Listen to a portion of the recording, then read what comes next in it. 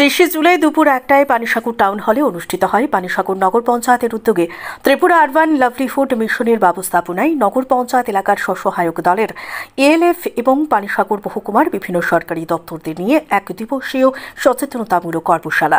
এতে উপস্থিত ছিলেন পানিসাগর নগর পঞ্চায়েতের চেয়ারম্যান অনুরাধা দাস। সঙ্গে উপস্থিত ছিলেন পানিসাগর মৎস্য দপ্তরের মৎস্য তত্ত্বাবধায়ক কামাল হোসেন, পানিসাগর প্রাণী সম্পদ বিকাশ দপ্তরের অ্যাসিস্ট্যান্ট ডিরেক্টর সঞ্জয় দাস, পানিসাগর নগর পঞ্চায়েতের কাউন্সিলর পম্পি দাস, পানিসাগর মহকুমা হাসপাতালের চিকিৎসক ডক্টর প্রদীপ্ত দীপনাথ, পানিসাগর কৃষি দপ্তরের এটিএম মৃণাল বৈদ্য সহ বিশিষ্টজনেরা। অনুষ্ঠানটিকে প্রাণবন্ত করে তুলতে হল ঘরে অংশগ্রহণ করেন পানিসাগর নগর পঞ্চায়েত এলাকার স্বসহায়ক দলের এএলএফ এর অন্তর্গত শতাধিক মহিলারা।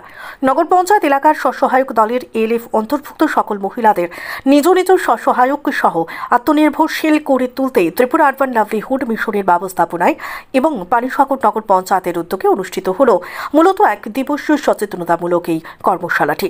স্বসহায়ক দলের মহিলাদের আত্মনির্ভরশীল করে গড়ে তুলতে পানিসাগর মহকুমার অন্তর্গত সবকটি সরকারি দপ্তরের আধিকারিকরা নিজ নিজ দপ্তরের সুযোগ সুবিধা প্রদান সহ সুবিধাভোগীদের সুবিধা গ্রহণের বিষয়ে গুরুত্বপূর্ণ আলোচনা রাখেন। স্বসহায়ক দলের মহিলারা পরিবারের কাজকর্মের পাশাপাশি নিজেকে আত্মনির্ভরশীল করে তোলা সহ প্রতিটি পরিবারের উপার্জনশীল কর্তাদের পাশে দাঁড়িয়ে প্রতিটি পরিবারকে স্বসহায়ক করে তুলতে বিশেষ করে প্রাণী সম্পদ বিকাশ দপ্তর, পানিসাগর মৎস্য দপ্তর, পানিসাগর কৃষি দপ্তর সহ স্বাস্থ্য দপ্তরের আধিকারিকরা নিজ নিজ বক্তব্য উপস্থাপন করেন। এ ধরনের সুবিধার ভোগীদের এগিয়ে এসে নিজ নিজ পছন্দমতো দপ্তরের আধিকারিকদের সাথে আলোচনা ক্রমে বিভিন্ন ধরনের সুযোগ সুবিধা গ্রহণের পরামর্শ প্রদান করা হয়। প্রতিটি সরকারি দপ্তরের আধিকারিকদের আলোচনায় প্রত্যেক স্বসহায়ক দলের মহিলাদের বিভিন্ন ধরনের সুযোগ সুবিধা প্রদান করে সরকারি আর্থিক অনুদানের সম্পূর্ণ বিনামূল্যে কেন্দ্রীয় সরকার তথা রাজ্য সরকারের আকর্ষণীয় সুযোগ সুবিধাগুলোর বিষয়ে বিস্তারিত আলোচনা করা হয়।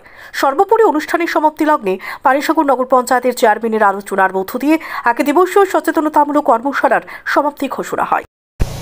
এবার 60% যে টাকাটা দেওয়া হবে, আমি বলি 1,34,400 টাকার 60% আসে প্রায় 80,200। কত আছে? 80,200। আচ্ছা, 80,640 টাকা, মানে এক কানি পুকুর কাটতে আপনাকে 80,640 টাকা দেওয়া হবে।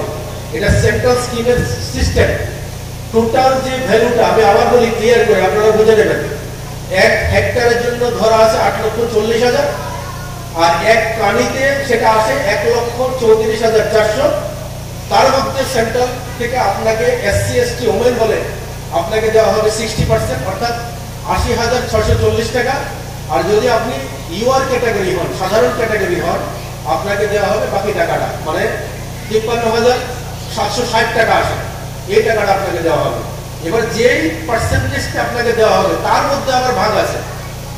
আপনি ধরেন 100 টাকা পাবেন মনে করেন, তার মধ্যে 90 টাকা সেন্ট্রাল গভর্নমেন্ট দেবে, 10 টাকা দেবে স্টেট গভর্নমেন্ট, অর্থাৎ 90% দেবে সেন্ট্রাল গভর্নমেন্ট আর 10% দেবে স্টেট গভর্নমেন্ট। এই হলো আমাদের পুকুর খনন। এবার বলি, যেই পুকুরটা খনন করা হবে এর পরের বছর এই পুকুরে আবার আপনাকে মাছের পোনা থেকে চুন, খোল, খাবার, মাছের খাবার, ভিটামিন এবং আপনার যে ওষুধ লাগে এই সমস্ত কিছু আপনাকে ফ্রি অফ কস্টে দেওয়া হবে। সেখানে পার হেক্টরে ধরা আছে 4 লক্ষ টাকা। এবার এটার মধ্যে আপনার কানিতে চলে আসবে যত টাকা, তার মধ্যে সেখানে 60% আসবে ওই SC ST ক্ষেত্রে, আবার জেনারেল ক্যাটাগরির ক্ষেত্রে 40%। ব্যুরো রিপোর্ট, সত্যের খোঁজে 24 ঘন্টা।